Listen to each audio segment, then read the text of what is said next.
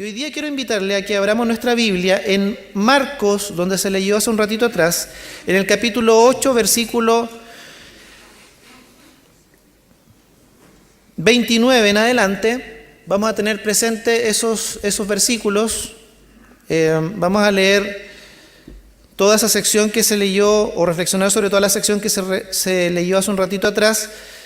Pero quiero invitarle a leer con mucha atención los versículos 34 y 35, que es donde va a estar centrada la reflexión en esta mañana. Versículos 34 y 35 dice: y llamando a la gente y a sus discípulos, les dijo: si alguno quiere venir en pos de mí, niéguese a sí mismo, tome su cruz y sígame. Porque todo el que quiera salvar su vida la perderá, y todo el que pierda su vida por causa de mí y del Evangelio la salvará. Oremos al Señor. Señor, te damos gracias una vez más por tu bondad y por tu misericordia, Señor. Porque eres un Dios compasivo. Eres el único Dios verdadero. Aquel Dios que se ha acercado a nosotros a través de Jesucristo, Señor. Gracias te damos porque hoy día podemos ir a tu palabra, podemos ir en particular a este Evangelio, Señor, y conocer lo que quieres decirnos en esta mañana en relación a seguirte a ti, Señor. En relación a esa decisión que cada hombre y cada mujer debe tomar en esta vida cuando ha tenido un encuentro con tu Hijo, nuestro Señor Jesucristo. Señor, te pedimos que a través de tu palabra y por medio de tu Espíritu, Señor, hables a nuestra vida. Señor, que hables a nuestra mente. Señor, nos entregamos a ti para dejar que tú nos hables, para dejar que tú nos enseñes, transforme nuestra forma de pensar. Y de esta manera tu Espíritu transforme nuestra forma de vivir en relación al seguimiento de Jesucristo. Señor, bendice a cada uno conforme a la necesidad de su corazón, a cada uno en la etapa en la que está de vida y en la etapa que está del seguimiento de Cristo, Señor. Háblanos, te pedimos, a través de tu Espíritu, Señor. En el nombre de Jesús. Amén. Estamos en el libro de Marcos, en el Evangelio de Marcos. Y desde el comienzo del Evangelio de Marcos, si usted lo revisa después en su casa, desde los primeros capítulos, desde el capítulo número 1 ya, se presenta la figura de Jesús y sus enseñanzas como algo original, como algo novedoso. Y en algunas predicaciones atrás se dijo, ¿se acuerda? Que Jesús decía: oísteis que fue dicho, pero yo les digo. Esa novedad, esa originalidad en el mensaje de Jesús, de sus enseñanzas y de la persona misma de Jesús, quedan plasmadas desde el comienzo del capítulo 1 del Evangelio de Marcos en el que estamos. La gente se admiraba de su enseñanza a partir del primer capítulo. Se admiraban de cómo enseñaba, dice, con autoridad, muy distinto a cómo enseñaban en aquella época. Cuando sanaba, cuando curaba, cuando liberaba de demonios, la gente se preguntaba: ¿qué es esto? ¿Qué nueva enseñanza? ¿Qué nueva doctrina es esto? Y por ahí en algún pasaje de los primeros de Marcos dice: nunca hemos visto tal cosa. Es singular, es original, es novedoso. La persona de Jesús, su figura y sus enseñanzas en el libro de Marcos. Y así se presenta en el transcurso y el desarrollo de todo el libro. La gente en la época de Jesús sabía, conocía lo que era la ley, conocían las enseñanzas, memorizaban, desde pequeño se les enseñaba, ¿cierto? Eran instruidos en la sinagoga, conocían las enseñanzas acerca de la ley, conocían las enseñanzas acerca de las profecías también del Mesías, que un día vendría. Pero en el tiempo de Jesús, la gente sabe muy bien también lo que significa pagar impuestos a un imperio opresor como el romano. saben lo que es la deuda, lo que es estar endeudados. Saben mucho lo que es la desnutrición. La mayoría sabe muy bien lo que es vivir en la línea de la pobreza y ya de la miseria extrema. Saben lo que es la enfermedad, saben lo que es el ser oprimido, el campesino que es oprimido por el imperio. Saben lo que es estar poseído por demonios. Saben lo que es el sufrir el rechazo de sus mismos conciudadanos, de su misma familia. Y lo que la gente comienza a ver en Jesús es un mensaje nuevo, en cierto sentido. Y la gente comienza a preguntarse y comienza a inquietarse y la popularidad de Jesús comienza a aumentar. ¿Qué es este mensaje de esperanza que está trayendo que parece alguien tan corriente? Un campesino más de Galilea. ¿Qué es esto? ¿Qué es esto que está trayendo con un mensaje nuevo, con tal autoridad? La gente comienza a preguntarse y comienza a seguir a Jesús para escucharlo con avidez, para escuchar acerca de este reino que viene a cambiar aparentemente todo, para escuchar acerca de este mensaje, de este reino que se ha acercado, de un reinado, de un Mesías que favorece a los desposeídos, a los necesitados, a los rechazados, a los que sufren, a los que están oprimidos, a los que están encarcelados, a los que están con el corazón roto. La gente se agolpa para escuchar a Jesús. Desea verlo, desean tocarlo, desean que abra su boca y les enseñe estas enseñanzas acerca del reino. Es novedoso lo que él plantea, que la salvación es para todos, no solamente para judíos, también es para los que no son judíos, para los gentiles. Y los gobernantes también. Los gobernantes políticos y religiosos de la época, judíos, también perciben la novedad del mensaje, pero la perciben como algo peligroso, algo que atenta al estatus, algo que atenta a su propia autoridad. Ellos mismos son cuestionados cuando Jesús enseña. La sola figura de Jesús ya pone en cuestionamiento la figura de poder y autoridad de ellos. Este enseña con autoridad, no como los fariseos, no como los otros a los que hemos escuchado siempre. Los gobernantes perciben el peligro de la figura y las enseñanzas nuevas de Jesús. Y uno puede notar en el libro de Marcos que primero murmuran contra Jesús, murmuran hacia adentro, ¿cierto? En su mente, y Jesús lo sabe muy bien. Luego, en una escalada de violencia en contra de esta figura y enseñanzas de Jesús que amenazan su propio poder y su autoridad, atacan a sus discípulos. Luego atacan y tratan de hacer caer y hacer tropezar a Jesús. Y finalmente el Evangelio de Marcos dice que intentan asesinarlo. Lo que terminan por hacer. Desde este punto de vista, lo que le va a ocurrir a Jesús no es algo imprevisible. Es casi lo obvio. Que alguien con tal autoridad, con tal nivel de enseñanzas, que comienza a desplazar y finalmente a restarle el poder a aquellos religiosos y aquellos gobernantes de la época, es casi previsible, es casi obvio que intenten asesinarlo, que intenten hacerlo desaparecer, porque está atentando en contra de sus propias pretensiones de poder, de señorío y de gobierno sobre la gente, sobre el pueblo judío. Cuando uno ve el episodio o ve lo que le ocurrió a Juan por predicar acerca del arrepentimiento, ¿cierto? Cuando ve que el mismo Juan el Bautista es asesinado por parte de uno de los gobernantes, es casi obvio, es casi previsible pensar que a Jesús le va a ocurrir lo mismo. Su mensaje atenta en contra del poder establecido. Su mensaje atenta en contra de las ansias de estabilidad, contra los deseos de establecerse en el gobierno.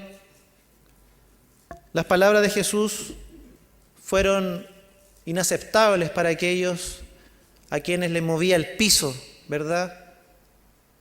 Aquellos a quienes él acusaba de ser señores, gobernantes de sus propias vidas y de la vida de los demás. Como también las palabras de Jesús siguen siendo hoy día algo que no son aceptadas en pleno siglo XXI. En el versículo 29, si usted me acompaña, por favor, dice: entonces él les dijo: ¿y vosotros quién decís que soy? Respondiendo Pedro, le dijo: tú eres el Cristo. Otros pasajes agregan, otros evangelistas agregan: tú eres el Cristo, el Hijo del Dios viviente. ¿Se acuerdan? Y esta idea del Hijo de Dios aparece en el capítulo 1 de Marcos. Si usted me acompaña, por favor, porque estas dos ideas, la idea del Cristo y la idea del Hijo de Dios, son muy importantes de atender para llegar a los dos versículos que son sobre los cuales hoy día vamos a reflexionar. Marcos capítulo 1, versículo 11, dice: y vino una voz del cielo que decía: tú eres mi Hijo amado, en quien tengo complacencia. En Marcos vemos estas dos ideas, la idea del Cristo y la idea del Hijo de Dios. En el versículo 11 de Marcos capítulo 1 habla acerca de el Hijo de Dios. Y ambas ideas, la idea del Cristo y las ideas del Hijo de Dios, encierran ambos títulos la idea de poder y autoridad. Que se diga que Él es el Cristo, que se diga que Él es el Hijo de Dios, está diciendo que Él es alguien con total poder y con total autoridad. Ya los dos títulos con los cuales Marcos identifica a Jesús son una amenaza para los poderes de aquella época, para aquellos que ostentaban el gobierno. El título de Cristo y el título de Hijo de Dios están encerrando esta idea de poder y de autoridad. En el versículo 11 del capítulo 1 de Marcos hay una mezcla de dos pasajes de la Escritura. No sé si lo puedes... Estamos en la pantalla con el versículo. Dice: tú eres mi Hijo. Esa idea está tomada o está expresada en el Salmo número 2, versículo 7. Y en ese pasaje la idea del Hijo de Dios está en el sentido de aquel que es rey, aquel en quien Dios... a quien unge como rey y lo establece en el trono. La idea del Hijo en ese pasaje al que hace referencia Marcos y esta voz del cielo, esta idea del Hijo hace referencia al Rey. Pero fíjese qué interesante que la segunda parte de esta frase, de esto que se comunica desde el cielo, dice: Hijo amado, en ti tengo complacencia. Esta segunda idea, en ti tengo complacencia, se encuentra en el libro de Isaías, en el capítulo 42. Y qué interesante que es una de las ideas que Isaías maneja para hablar del siervo sufriente. De aquel en quien Dios tiene complacencia es finalmente el siervo sufriente. Por lo tanto, desde Marcos capítulo 1, cuando esta voz habla desde el cielo y dice: este es mi Hijo amado en quien tengo complacencia, están encerradas estas dos ideas. Una, Jesucristo es el Rey, pero en segundo lugar, es aquel que ha sido enviado como el siervo sufriente de Dios. Por lo tanto, para Marcos, la figura de Jesús no es la figura de un rey triunfante, de un rey poderoso, de un rey que va a tomar el poder, que va a liberarlos del poder del Imperio Romano. No es la figura de un rey, fíjese bien, de un Mesías que va a afirmar en el poder a los gobernantes judíos, pero tampoco es la figura de un rey que va a afirmar o le va a delegar el sentarse a su derecha o a su izquierda, ¿cierto?, en tronos de autoridad a sus discípulos. Los religiosos de la época, fariseos y toda la clase religiosa, esperaban un Mesías triunfante, que los liberara del poder del yugo opresor, en ese momento el Imperio Romano. Pero también esperaban que los afirmara en su poder y en su lugar de autoridad como gobernantes del pueblo judío. Los seguidores de Jesús, los discípulos, se ve claramente en los evangelios, tienen la misma idea, ¿cierto? Y en algún momento le preguntan a Jesús o le dicen: Señor, queremos sentarnos a tu derecha en tu trono, y están tratando de asegurarse lugares de privilegio en el reino. También tienen la idea los discípulos de que el Mesías, cuando venga, va a establecer su reino, y lo que ellos quieren es asegurarse un lugar de poder y de autoridad junto al Mesías. Pero Marcos está diciendo que efectivamente Jesús es el rey, pero es el rey que viene a sufrir. Es el siervo sufriente del que se habló en Isaías. Vamos por favor nuevamente a nuestro capítulo 8 en Marcos. Marcos capítulo 8. Tú eres el Cristo, le ha dicho Pedro. Versículo 30, pero él les mandó que no dijesen esto de él a ninguno. Versículo 31, y comenzó a enseñarles que le era necesario al Hijo del Hombre padecer mucho y ser desechado por los ancianos, por los principales sacerdotes y por los escribas, ser muerto, resucitar después de 3 días. Esto les decía claramente. Jesús les aclara en el mismo versículo esta idea que gira y de la que está impregnada todo el libro de Marcos. Efectivamente soy el Mesías, pero este Mesías, mi mesianismo, mi figura como Mesías, como el enviado de Dios, dista mucho de la figura y la idea que ustedes tienen, o por el momento dista mucho. No vengo a establecer ahora el reino, no vengo ahora a vencer a los enemigos políticos, económicos, no vengo ahora a tomar el reino, ¿cierto?, y a tomar todo el poder. Lo que vengo a hacer ahora es a sufrir, a dar mi vida, ser rechazado, seré muerto, pero resucitaré. El mismo Señor Jesucristo en el pasaje habla de la idea de que Él efectivamente es el Mesías, pero que ha venido a sufrir y a dar su vida. Ellos, los discípulos, estaban en el pleno ministerio de Jesús, y fíjese que estaban saboreando lo que era este reino que se ha acercado. Estaban viendo sanidades, liberaciones. Jesús alimentaba a la gente, a los necesitados. Estaban experimentando de alguna manera la bendición de Dios, la bendición que trae el reino. Pero Jesús en este pasaje les dice: aunque han experimentado todo esto que tiene que ver con el reino que se ha acercado, todavía no es el tiempo. Lo que yo vengo a hacer ahora es a entregar mi vida, a sufrir, a morir. Allí entonces cobra sentido lo que el versículo 34 y 35 dicen. Y llamando a la gente y a sus discípulos, le dijo: si alguno quiere venir en pos de mí, niéguese a sí mismo y tome su cruz y sígame. Porque todo el que quiera salvar su vida la perderá, y todo el que quiera salvar su vida la perderá, y todo aquel que pierda su vida por causa de mí y del Evangelio la salvará.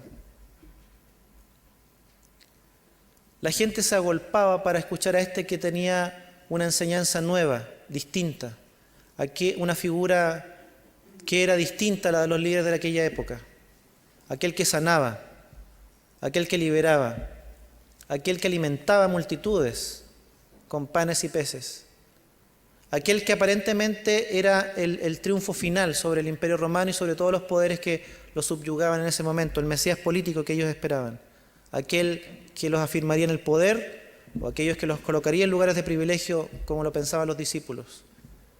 Jesús les dice: no es así. he venido para sufrir y para entregar mi vida. Y si alguno quiere seguirme, tenga en cuenta que el mismo camino que yo he venido a caminar, a vivir, debe también vivirlo aquel que me siga. No es un camino de derechos, no es un camino de privilegios, no es un camino de la realización personal, es un camino de la abnegación, de la negación, tantas veces de sufrimiento, dice en el pasaje, de negarse a sí mismo, de tomar la cruz, que significa estar dispuesto a morir. Ese es el camino de aquel que sigue a Jesús. Muchos, según los relatos de los sinópticos y también del libro de Juan, abandonaron a Jesús y ya las multitudes no le seguían. No queremos ese Mesías. Nosotros queremos un Mesías que nos libere. Queremos un Mesías que nos dé prosperidad, que podamos disfrutar de una prosperidad económica, ya no estar subyugados bajo un imperio opresor. Queremos un Mesías que nos alimente, nos dé panes, nos dé peces, que cumpla nuestros anhelos, que cumpla nuestros deseos. Y Jesús invierte completamente la figura del Mesías y del seguimiento a este Mesías y dice, este Mesías viene a sufrir y a entregar su vida por los demás. Y si tú quieres seguirme, tendrás que seguir mis pisadas. Niegues a sí mismo, dice el pasaje. Uno puede pensar en este pasaje, en esta idea de negarse a uno mismo y puede encontrar un sinnúmero de ideas que están reflejadas en las otras parábolas que hemos ido viendo en las semanas anteriores. Si yo estoy dispuesto a seguir a Jesús, tengo que estar dispuesto a no reservar ningún área de mi vida. ¿Se acuerda la parábola del tesoro y la perla de gran precio? Vendieron todo lo que tenían para tener aquella posesión que era el tesoro y la perla de gran precio. Seguir a Jesús significa que yo entregaré toda mi vida sin reservas. Nosotros por una cuestión de herencia de la cultura griega tenemos un pensamiento dualista que tenemos que superar definitivamente. Ese pensamiento dualista nos dice que por un lado está la materia, lo material, que es malo, y por otro lado está lo espiritual, que es lo bueno. Y nosotros muchas veces funcionamos de la misma manera. Y más todavía, hacemos compartimentos, como casilleros. Y allí metemos nuestra vida en la iglesia, que es sinónimo de vida espiritual, nuestra vida laboral, que es sinónimo de la vida afuera, ¿cierto? Allá Dios no se mete. Nuestra vida familiar, nuestras relaciones con los amigos, mi relación de pololeo, de noviazgo, mi matrimonio, mis quehaceres, mis planes, mis proyectos, y allá están en compartimentos separados. Porque eso es lo otro. Eso no es espiritual. Lo que a Dios le interesa es lo espiritual, pensamos. La Biblia habla de que nosotros somos seres espirituales, esencialmente, y nuestra espiritualidad se manifiesta en distintas dimensiones de nuestro ser. No hay área en la vida que no le pertenezca al Señor. Si yo voy a seguir a Jesús, no hay área en mi vida que yo pueda encasillarla, cerrarlo bajo llave, guardarme la llave y decirle, mira Señor, en esa área no te metas de mi vida. Yo te sigo, voy a la iglesia, voy a los estudios, comparto con la comunidad, participo de las actividades, pero en la semana, en esta área, no te metas, esa área es mía. Negarse a uno mismo significa que no podemos dejar ninguna área de nuestra vida sin entregarla al señorío de Jesús. No puede ninguna de nuestra vida estar reservada, guardada bajo llaves y pretender que en esa área yo a Él no lo voy a seguir. Significa que yo pierdo el control de mi vida completamente para rendírsela al único que es Rey, Señor, al Cristo. Y aquí cabe una pregunta. Si estamos siguiendo a Jesús y queremos seguirle de verdad, de corazón, cabe el análisis en cada una de nuestras vidas. ¿Hay algún área de nuestra vida, hay algún casillero que hemos guardado bajo llave? Hemos guardado la llave y le hemos dicho a Dios, allí no te metas. O a lo mejor ni siquiera se lo hemos dicho, pero no hacemos los lesos con esa área. Esa área no existe, esa área la guardo yo, la vivo yo, la administro yo, ni siquiera se lo digo a Dios, la obvio. ¿Hay algún área en nuestra vida que tengamos, en la que queramos seguir teniendo el control, que nos hayamos reservado? Jesús dice, si quieres ser mi discípulo, niégate a ti mismo. Toda tu vida, todo lo que eres, todo lo que tienes. Niegues a sí mismo. Hay dos situaciones también en las que debemos negarnos a nosotros mismos. Una de ellas tiene que ver cuando todas las cosas andan bien, cuando todo es próspero, todo es bendición, todo es bienestar.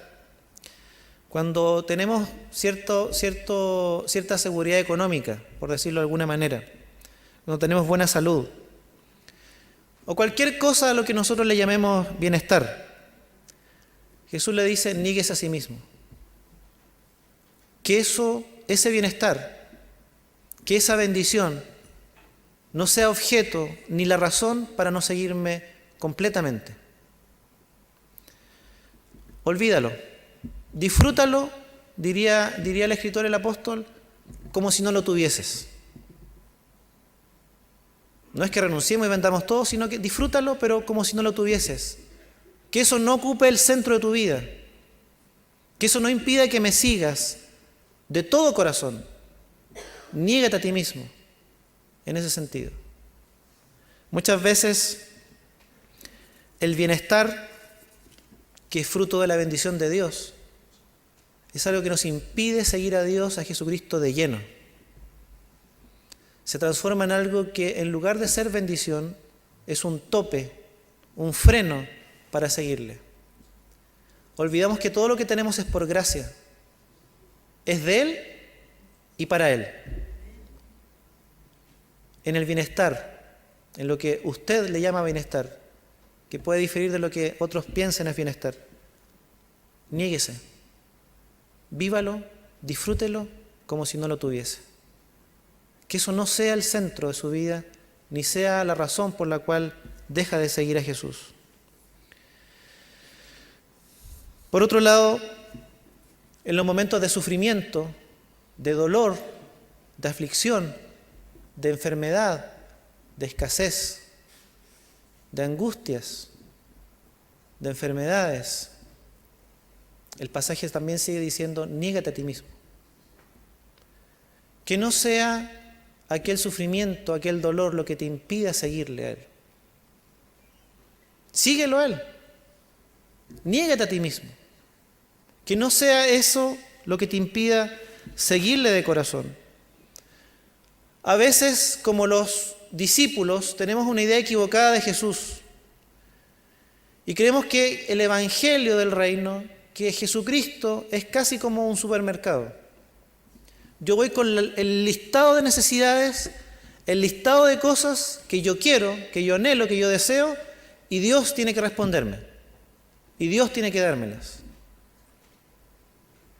De hecho, está muy popularizado el mensaje, ¿cierto?, de que si usted viene a Jesús, si usted viene a Cristo, todos sus problemas se van a solucionar. Si usted viene a Cristo, no va a dejar de estar endeudado. Va a tener prosperidad económica, va a tener salud, va a tener éxito.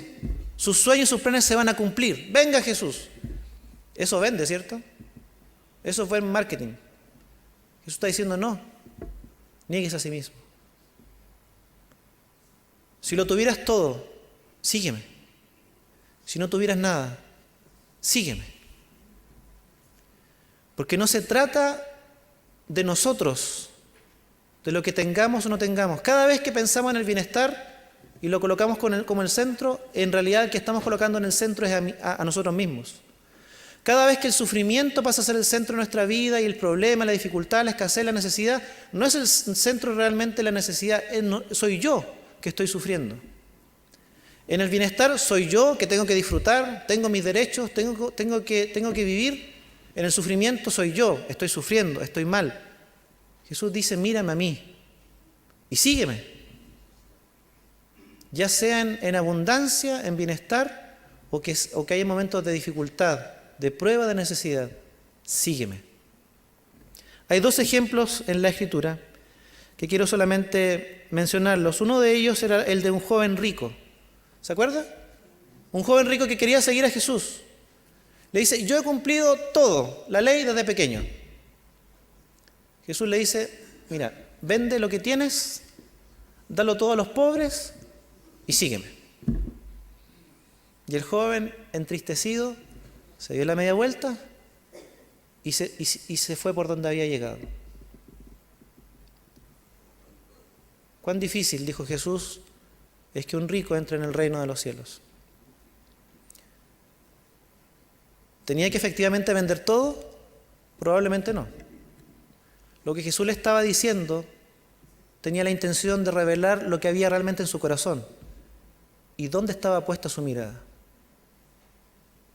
¿Se acuerdan el ejemplo de cuando Abraham tiene que sacrificar a su hijo Isaac? ¿Se lo pidió? Se lo pidió, ¿cierto? ¿Lo sacrificó?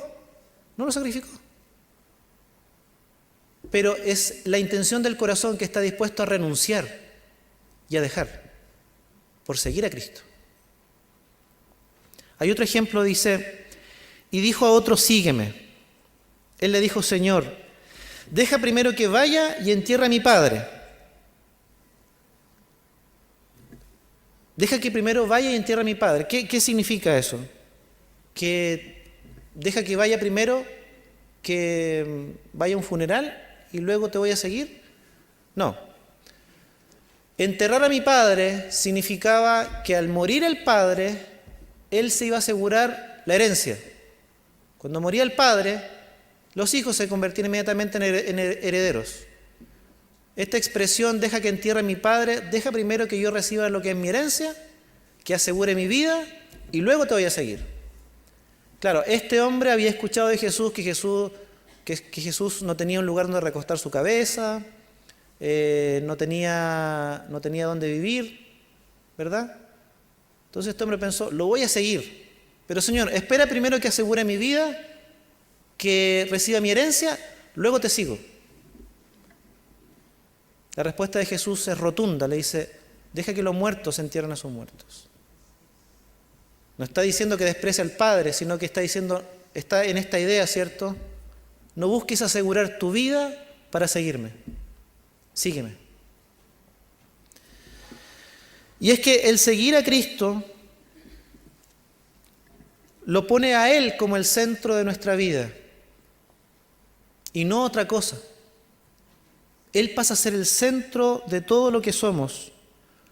Dejo de ser yo el centro de mi vida. Debo estar dispuesto a renunciar cuando debo renunciar. Debo estar dispuesto a negarme permanentemente. Niéguese a sí mismo y sígame. Tantas veces nos encontramos siguiéndonos a nosotros mismos, ¿verdad? De tantas maneras, como dijimos hace un ratito atrás, o centrado en nuestro bienestar, sobre lo cual creemos tenemos derechos, o centrado en nuestro sufrimiento y nuestro dolor.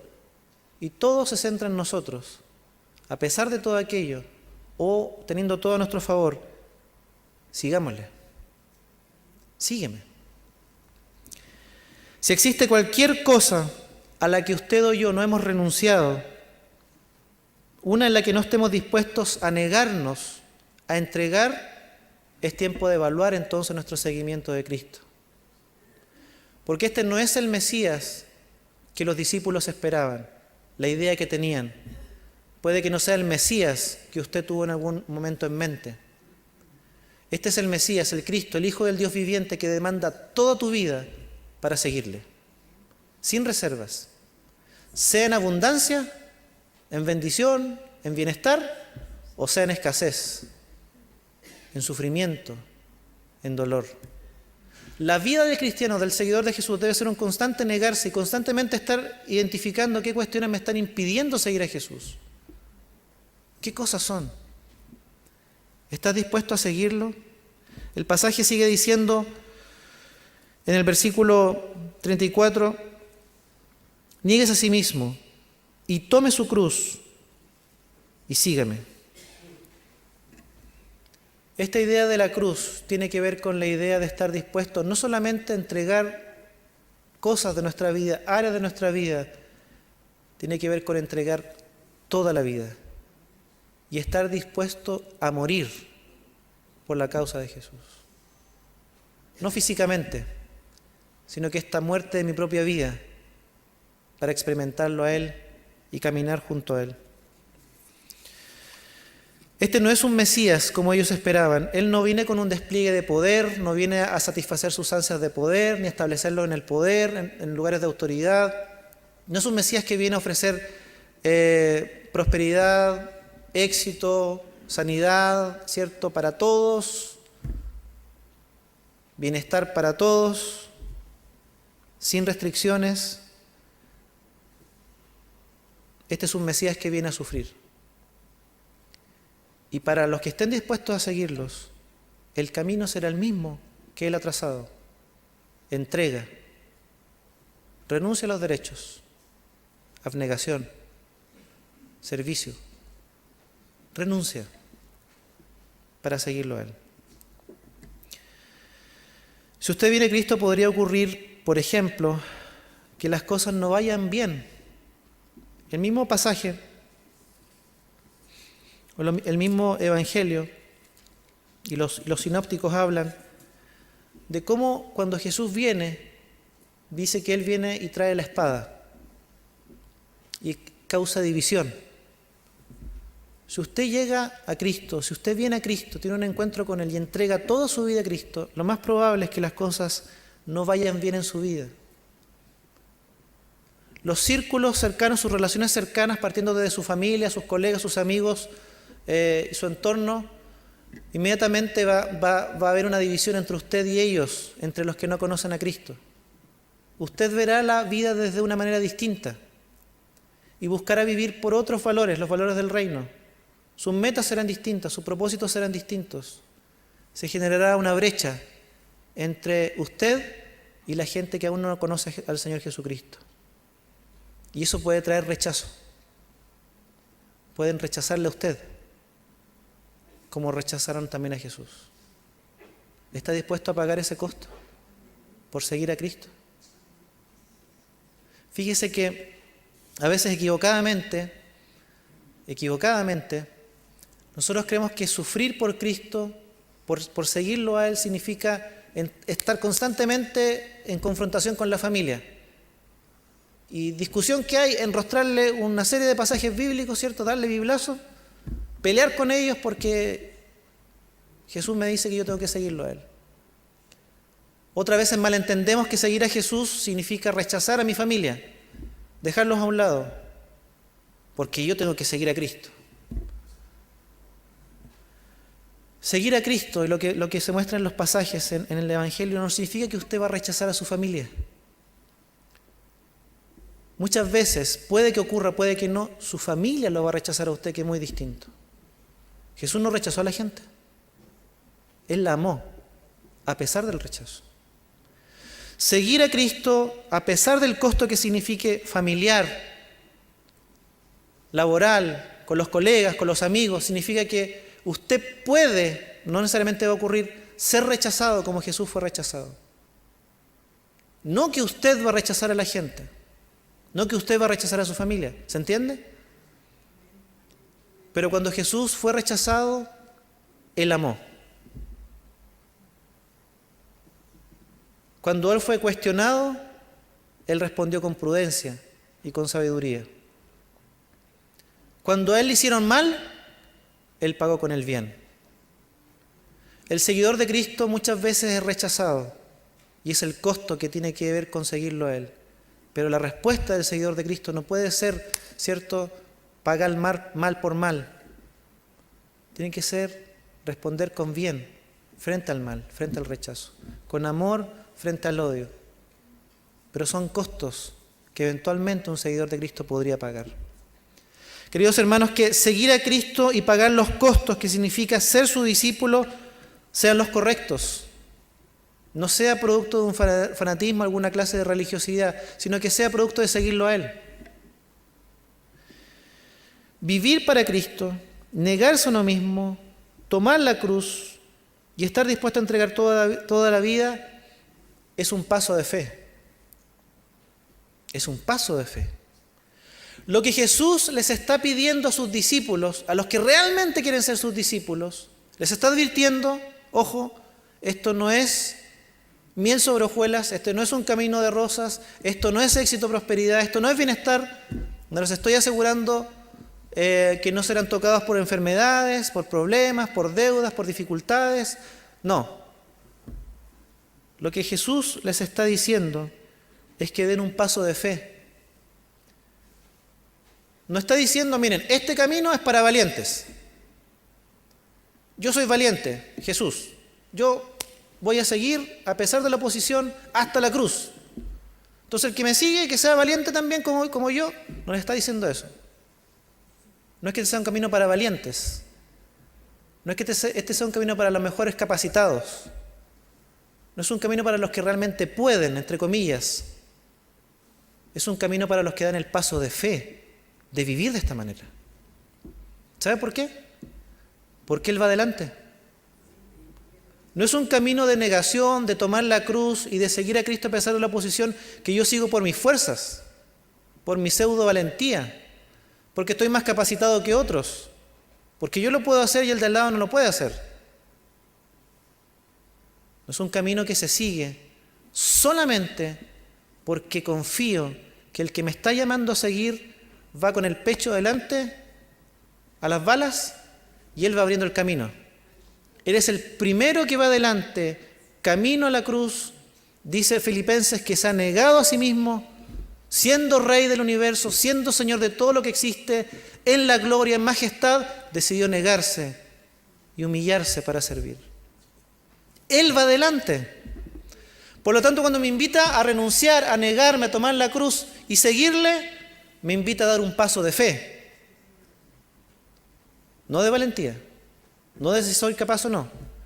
Es un paso de evaluar si yo viviré dependiendo constantemente de Él, siguiendo sus pisadas, siguiéndole por fe. Este es un camino que se debe decidir, se debe tomar por fe, no porque yo soy capaz, no porque yo puedo, no porque yo estoy preparado para vivir una vida de entrega, de abnegación y sufrimiento, sino porque precisamente no puedo, pero doy el paso porque Él me ha invitado, Él va adelante, es un paso de fe. Finalmente lo que Jesús está llamando es a esto, no es a evaluar si unos pueden o no pueden, si uno es capaz de renunciar y el otro no, si uno es capaz de soportar y el otro no, si uno es capaz de negarse y el otro no, finalmente tiene que ver con un paso de fe, de confiar en Él, de creer en Él, que junto a Él, por Él y en Él, aprenderé a vivir una vida de negarme a mí mismo, mientras más lo voy conociendo, mirando y siguiendo sus pisadas, que aprenderé a rendir la vida completamente, tomando la cruz, porque Él lo hizo primero, y Él va adelante, y Él es el que va conmigo. Los discípulos habían creído y conocido que Jesús es el Cristo, Pedro lo había dicho, pero no era el Mesías, que les aseguraba inmediata prosperidad y bienestar y triunfo sobre todos los enemigos. Era el Mesías que venía a sufrir y que trazaba el mismo camino para sus discípulos. Sería rechazado, dice el pasaje, y moriría. Ahora conocían al Mesías de verdad, del labio del propio Jesús. ¿Lo seguirían? La Biblia dice que algunos no. Lo dejaron. Ya no lo seguían multitudes. Lo seguían algunos solamente. Muchos se habían decepcionado. Otros veían amenazado su poder y su autoridad, como era el caso de los religiosos de la época. ¿Estarán dispuestos a entregar y a perder toda su vida a los verdaderos seguidores? Y todo, versículo 35, y todo el que pierda su vida por causa de mí y del Evangelio, la salvará. Ahí está. No es una pérdida total, es una pérdida como en la parábola de la perla y del tesoro es la pérdida, la renuncia, la negación por algo mucho mejor, de mi vida por una vida abundante, de mi vida por la vida verdadera.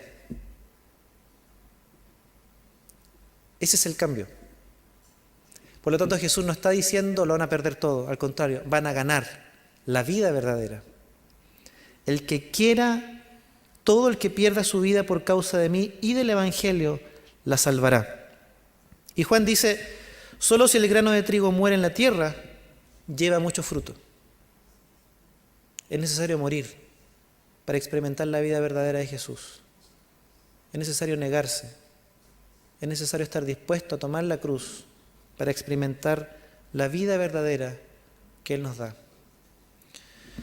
Entonces, la pregunta es, ¿seguirá Jesús? ¿Tomará la decisión? Recuerde que no es un paso para los más aptos, no es un paso para los más valientes, es un paso de fe, porque Él va adelante. En cada etapa de la vida debemos revisar cómo está nuestro seguimiento de Jesús. Mientras se van incorporando nuevas áreas en nuestra vida, la de esposo, la de esposa, la de padre, la de trabajador, el área que sea, el rol que sea, debemos revisar nuevamente nuestro seguimiento de Jesús. Si aquellas cosas que se van integrando, incorporando en nuestra vida están siendo un tope, un freno, o debo entregarlas a Jesús constantemente. El discípulo siempre está evaluando su seguimiento de Jesús, porque la vida siempre va cambiando, sea en el bienestar o sea en el sufrimiento.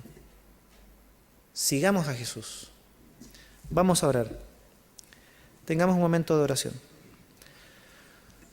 Señor, te damos gracias por tu palabra, por tu Hijo Jesús. Señor, que es el Cristo, tu Hijo. Señor, y entendemos en el pasaje y en todo el libro de Marcos que es el Rey que ha venido a sufrir y que ha trazado el mismo camino para sus seguidores, para los discípulos, para nosotros, Señor. Señor, entendemos que no podemos reservarnos ninguna área de nuestra vida si queremos seguirte.